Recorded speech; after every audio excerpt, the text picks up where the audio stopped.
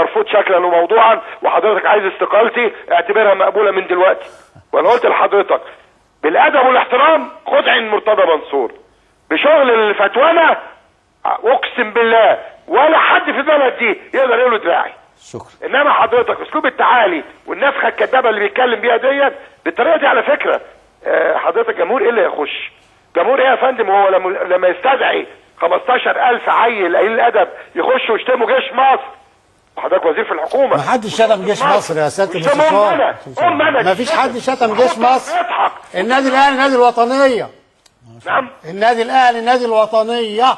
مين اللي بيقول كده؟ ما فيش حد في النادي الاهلي يشتم جيش مصر. يا سياده اتشتم. لا ما فيش حد. سياده المستشار اللي بيكلمك الكابتن عبد العزيز عبد الشافي. ما فيش حد. لا ممكن تسمعني دقيقه يا سياده المستشار؟ حضرتك شتمت مصر كلها السنه اللي فاتت وشتمت النادي الاهلي كله وشتمت رموز النادي الاهلي. ما تنفعش عوده. لا يا راجل، لا لا لا، انت محتاج تعتذر لمصر كلها.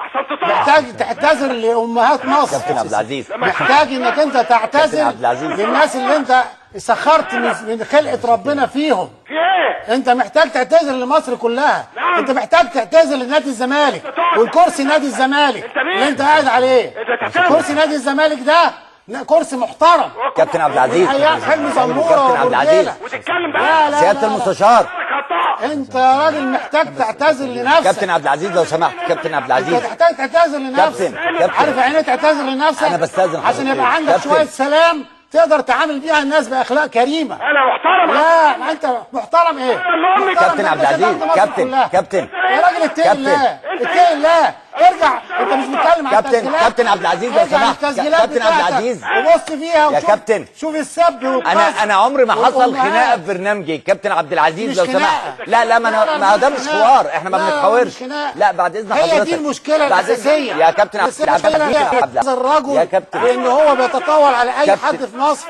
وعايز كل مصر تعتذر له. ازاي؟ كابتن عبد العزيز ازاي؟ ممكن تسمعني؟ لا لا ممكن تهدى؟ انا هادي والله. سياده المستشار.